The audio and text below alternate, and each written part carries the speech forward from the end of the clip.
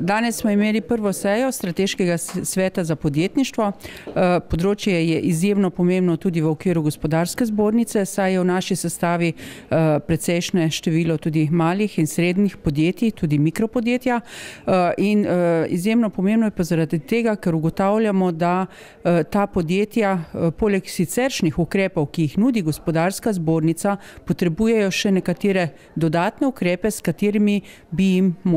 morala država ali tudi sicer družba pomagati k njihovemu hitrejšemu razvoju. Pomembno je, da ta mala in srednja podjetja v Evropi ustvarjajo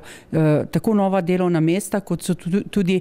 pomembno gonilo razvoja in seveda naš namen in cilj je, da z delovanjem tega strateškega sveta poskušamo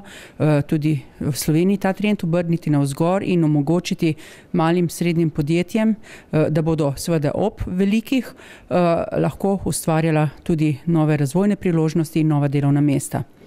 Kar je pomembno je, da se v okviru strateškega sveta smo se dogovorili o pripravi tako imenovanega programa. To bo strateški program, ki bo vključeval tako elemente, kako naj bi država, predvsem zdaj bodoča vlada, sprejela in izvedla predvsem določeno makroekonomske ukrepe, s katerimi bo pospešila razvoj podjetništva in pa predvsem nova delovna mesta na tem področju, s katerimi inštrumenti bo za posamezne segmente to storila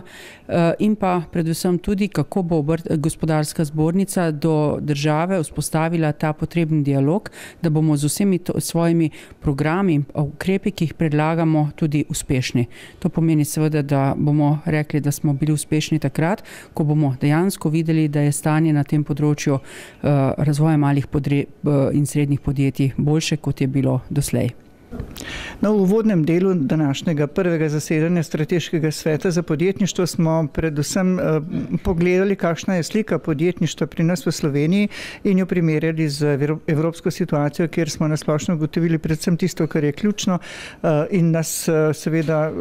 napotuje na to, da moramo postoriti nekaj zelo resnih korakov v Sloveniji, kajti slovenska podjetja nikakor ne morejo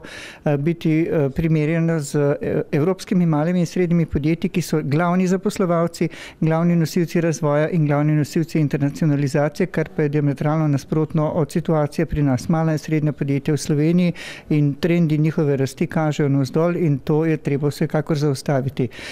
Pogledali smo tudi nekoliko, kaj Evropa počne na področju spodbujanja rasti malih in srednjih podjetij in ugotovili, da je zelo veliko takšnih predlogov, ki se jih pri nas preko priporočil akta za mala podjetja pravzaprav ne izvaja. Vlada kljub zagotovilom, vsaj prejšnja vlada kljub zagotovilom vseh predlogov nikakor niti ni upoštevala in predvsem na področju finančnih linij, izobraževanja, internacionalizacije in spodbujanja inovativnosti pri malih podjetjih bo treba še veliko postoriti. To pa seveda tudi je glavno poslanstvo Strateškega sveta za podjetništvo. Ja, zanimivo, predvsem zanimiva razprava. Tudi sam sem podal nekaj pravzaprav kritičnih zadev, kako naj bi pravzaprav strateški svet nekako bolj ostro preko gospodarske zbornice nastopil do tega, kar v bistvu obljubljamo, pa ne naredimo. In ravno te razne stvari danes pravzaprav vladi še ne moramo očitati, lahko jih bomo pa očitali čez čas oziroma zahtevali preko gospodarske zbornice, da konkretne zadeve, o katerih se bomo tukaj na strateškem svetu pogovarjali, tudi izvedemo.